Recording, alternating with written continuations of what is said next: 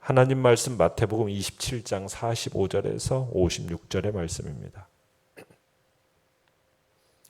마태복음 27장 45절에서 56절의 말씀 우리 한 목소리로 같이 읽겠습니다. 시작. 제6시로부터 온 땅에 어두움이 임하여 제9시까지 계속되더니 제9시쯤에 예수께서 크게 소리질러 이르시되 엘리 엘리 라마 사박다니 하시니 이는 곧 나의 하나님 나의 하나님 어찌하여 나를 버리셨나이까 하는 뜻이라. 거기 섰던 자 중 어떤 이들이 듣고 이르되 이 사람이 엘리야를 부른다 하고 그 중에 한 사람이 곧 달려가서 해면을 가져다가 신포도주에 적시어 갈대에 꿰어 마시게 하거늘 그 남은 사람들이 이르되 가만두라 엘리야가 와서 그를 구원하나 보자 하더라. 예수께서 다시 크게 소리 지르시고 영혼이 떠나시니라. 이에 성소 휘장이 위로부터 아래까지 찢어져 둘이 되고 땅이 진동하며 바위가 터지고 무덤들이 열리며 자던 성도의 몸이 많이 일어나되 예수의 부활 후에 그들이 무덤에서 나와서 거룩한 성에 들어가 많은 사람에게 보이니라. 백부장과 및 함께 예수를 지키던 자들이 지진과 그 일어난 일들을 보고 심히 두려워하여 이르되 이는 진실로 하나님의 아들이었도다 하더라. 예수를 섬기며 갈릴리에서부터 따라온 많은 여자가 거기 있어 멀리서 바라보고 있으니 그 중에는 막달라 마리아와 또 야고보와 요셉의 어머니 마리아와 또 세베대의 아들들의 어머니도 있더라. 아멘. 오늘 말씀의 제목은 아버지와 아들의 마음을 아십니까? 라는 제목으로 말씀을 나눕니다. 오늘 45절에 보시면은 제6시로부터 온 땅에 어둠이 임하여서 제9시까지 계속했다라고 기록하고 있습니다. 마가복음에서는 제3시에 십자가에 못 박혔다라고 밝혀지는 만큼 예수님께서는 제3시 곧 오전 9시 무렵에 십자가에 못 박히신 후에 제9시 오후 3시까지 이런 고통을 겪으셨습니다. 오후 3시 무렵 고통이 극에 이르렀을 때 예수님께서 크게 소리 질러서 엘리 엘리 라마 사박다니 라고 말씀하셨습니다. 자, 내용 관찰 문제 1번 엘리 엘리 라마 사박다니는 무슨 뜻입니까? 46절에 보면 나의 하나님 어찌하여 나를 버리셨나이까 라는 뜻입니다. 그러니까 예수님께서 십자가에서 겪으시는 죽음의 고통과 슬픔을 오직 이 한마디에 담으셨습니다.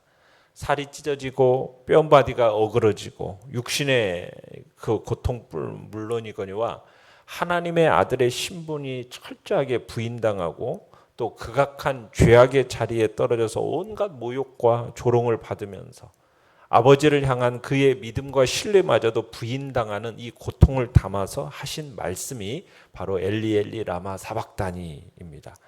그러니까 영육의 모든 고통을 전부 묶어서 어찌하여 나를 버리셨나이까 라는 한마디로 우리 주님이 표현하신 겁니다. 그러니까 하나님 아버지로부터의 이 버림받는 고통, 이 고통으로 받아들이셨다라는 것은 예수님께서 겪으시는 이 죽음과 그의 고통의 본질이 뭔가를 우리에게 가르쳐주고 있는 겁니다. 우리가 육신의 고통을 받으면서 사람들로부터 비방을 받는다고 할지라도요, 하나님이 나와 함께 하신다. 여러분 이런 확신이 들면은 이런 고통은 얼마든지 이기고 극복할 수가 있는 겁니다. 그러나 하나님께서 나를 버리셨다라는 이런 생각이 들면은 신자는 더 이상 버틸 힘을 잃어버리고 무너지고 마는 거죠. 그러니까 하나님을 의지하고 사는 자에게 하나님으로부터 버림받는다라는 것처럼 정말 가장 두렵고 고통스러운 일이 없는 거죠. 그리고 그 하나님께로부터 버림받는 것이 죽음입니다. 그게 죽음이에요. 그러니까 죽음의 본질이라는 건 뭐예요? 참 생명의 근원이신 하나님으로부터 끊어지는 것, 그 하나님으로부터 버림당하는 것, 그게 바로 죽음이지 않습니까? 죄를 대신 지시고 죽음의 마지막에 고통을 호소하시는 예수님의 부르짖음에 대해서 사람들의 반응은 어떻습니까? 여전히 냉담하고 가혹합니다. 47절을 보시면 거기 섰던 이들이 예수님께서 부르짖는 소리를 듣고서 뭐라고 얘기하고 있습니까? 이 사람이 엘리야를 부른다 이렇게 얘기하고 있어요.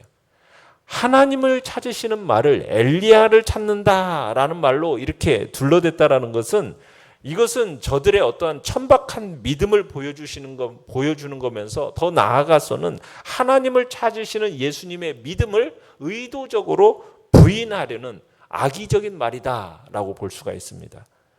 그러나 이러한 처절하고 비참한 모습이 또 마음이 여린 자들에게 동정심을 불러일으켜서 어떤 모습을 보여주냐면, 아마 이때 예수님이 내가 목마르다라고 말씀을 하셨던 것 같아요. 그러니까 이들 중에 한 사람이 달려가서 48절에 보면 해면에 신포도주를 적시어 갈대에 꿰어 마시게 했다라고 하죠.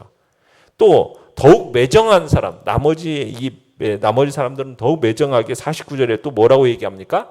가만두라, 엘리야가 와서 그를 구원하나 보자. 참 죽어가는 사람을 마지막까지도 짓밟으려는 이 악한 심사를 보여주고 있습니다.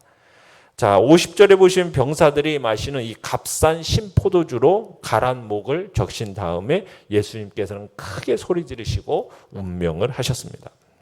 자, 내용관찰 문제 2번. 예수님의 영혼이 떠나시자 어떤 일들이 일어났습니까? 자, 51절을 보시면은 예수님이 이제 죽으시면서 이루신 일들이 어떤 일들이 드러나는가라는 증거하는 표적들이 여기저기서 터져 나오기 시작하는데요. 먼저는 어떤 일이 일어났어요? 성소의 휘장이 위로부터 아래까지 찢어졌습니다. 이 성소의 휘장이라는 게 뭐죠? 하나님의 임재 거룩한 장소인 지성소, 그리고 그 바깥 성소, 이 둘을 나누는 휘장입니다. 그러니까 지성소와 성소를 가르는 이 휘장은 범죄한 인간이 하나님께 나아가는 길이 차단되었다라는 사실을 증거하는 표시예요. 그런데 예수님께서 십자가에서 숨을 거두시는 그 순간, 자신을 온전한 제물로 삼아서 완전한 제사를 드리신 것과 함께 하나님께서는 성소의 휘장을 찢어버리셨어요. 어디서부터 어디로요? 위로부터 아래로 찢어버리셨어요. 이것은 하나님께서 친히 찢으셨다라는 것을 나타내 보여주는 겁니다. 그러니까 아들께서 죄인을 위해서 그 죄값을 다 치르신 것을 보시고서는 죽음의 저주 아래 있던 죄인들이 영원한 생명으로 들어갈 수 있는 길을 열어놓으셨다는 거예요. 그래서 흉악한 죄인조차도 그리스도를 의지하는 가운데 거룩하신 하나님 앞에 담대하게 나아갈 수 있게 된 겁니다. 자, 성소의 휘장이 찢어지는 것과 더불어서 두렵고 놀라운 현상들이 뒤따랐는데요. 땅이 진동했다고 그러죠. 땅이 진동했다. 이것은 아들의 죽으심과 함께 하나님께서 성소의 휘장을 찢으신 이 일이 땅을 뒤흔드는 중대한 사건이다라는 것을 지금 나타내는 표적입니다. 그 다음에 바위가 터졌다고 그랬어요. 단단해서 그 어떤 것도 깨뜨릴 수 없었던 것 같은 것들이 지금 깨어졌다라는 거예요. 이것은 너무 타락해서 도저히 감당할 수 없는 부패하고 완악한 성품이 깨어져 나갈 것을 이렇게 가리키는 표적입니다. 또 무덤이 열렸습니다.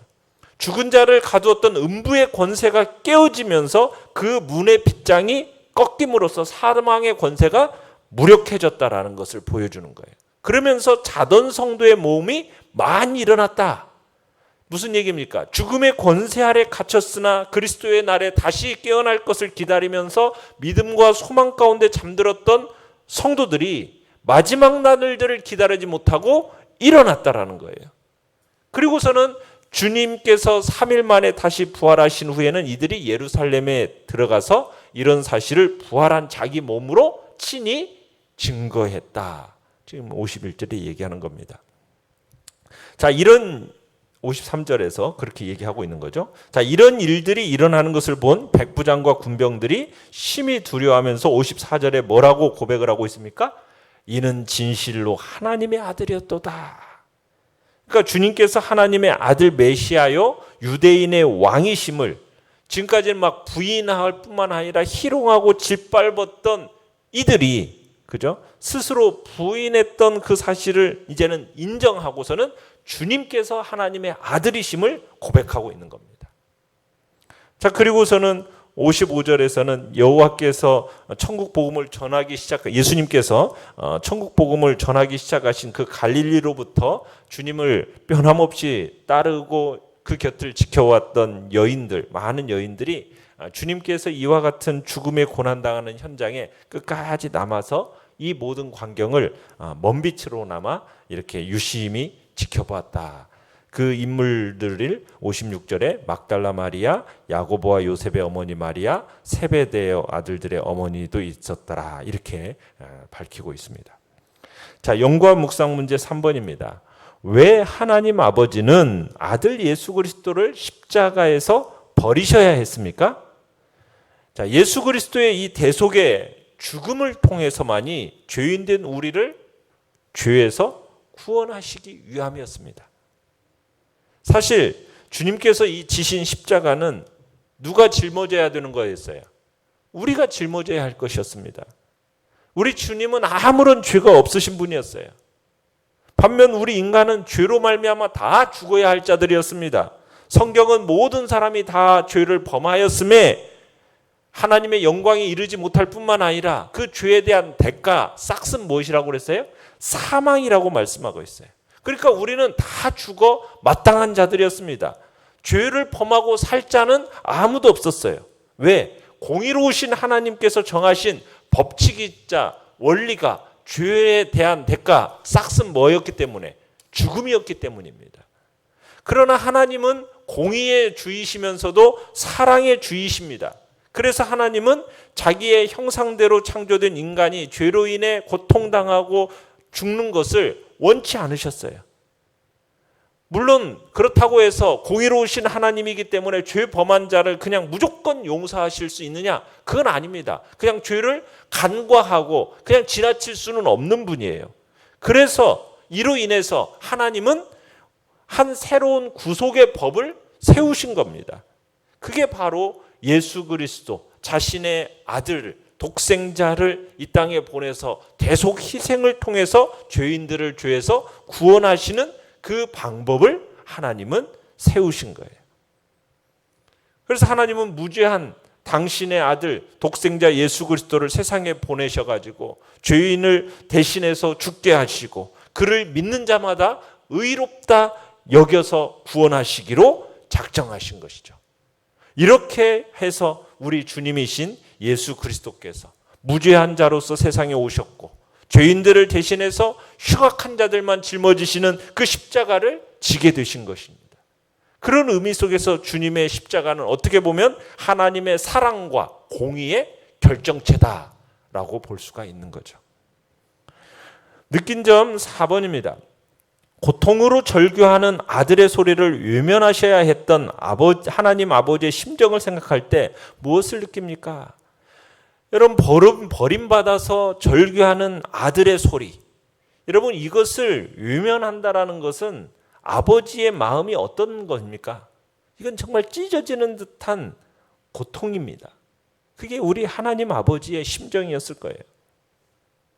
아버지이신 하나님, 인류의 죄짐을 짊어진 죄악 덩어리로 아들을 딱 보시고는 그를 완전히 버리셔야 했습니다. 이게 하나님 아버지였어요. 이에 대해서 예수님은 아들은 절규했습니다. 엘리 엘리 라마 사박다니 하면서 어찌하여 나를 버리셨냐고 절규했어요. 이 절규는 정말 하나님의 아들이면서도 인류의 모든 죄를 담당함으로써 아버지 하나님으로부터 버림당할 수밖에 없었던 이 예수 그리스도의 그 영혼을 고통을, 그 영혼의 고통을 표현하는 거였어요. 예수님은 죄 없으신 분으로서 정말 극악한 죄인으로 취급되어 멸시와 조롱을 당하시고 죄인들의 손에 죽어야 하는 이 정신적 고통, 그리고 하나님 아버지께 버림당하는 그 영적인 고통까지 다 당하셔야만 했던 우리 주님. 그런 주님이 절규를 외면하셔야만 했던 우리 하나님 아버지의 마음. 우리는 그 두 가지를 동시에 또한 생각할 줄 알아야 됩니다. 그 마음, 그 심정을 우리들이 얼마나 참으로 생각하고 묵상하느냐에 따라서 주님을 향한 그 사랑의 마음이 더 커져가겠죠. 결단과 적용 5번입니다. 오늘 본문을 통해 죄의 대가가 얼마나 큰지 깨닫습니까? 나를 얻기 위해 하나뿐인 아들에게 모든 죄의 저주를 씌워 십자가 형벌을 받게 하신 하나님을 생각할 때 어떻게 살아야 하겠습니까? 우리는 십자가를 볼 때마다 이 죄의 심각성을 볼 줄 알아야 되고요. 그리고 죄를 결단코 간과하지 않으시는 그 하나님의 엄정하신 그 공의를 볼 수 있어야 됩니다. 그와 함께 정말 우리를 죄에서 구원하시기 위해서 무죄하신 당신의 독생자를 죽음에 내어주신 그 하나님의 놀라운 사랑을 볼 수 있어야 합니다. 그래서 한편으로는 죄에 대해서 엄히 경계해야 되고요. 또 한편으로는 우리를 위해 하나밖에 없는 그 독생자를 내어주신 그 하나님의 사랑과 은총을 날마다 찬양하고 감사하는 삶을 살아야 하겠습니다. 오늘의 기도 같이 읽습니다. 시작. 잃어버린 자를 찾아 하나님 아버지께 돌려보내기 위해 십자가에서 버림받으신 주님을 생각하며 다시는 방황하지 않게 하소서. 아멘.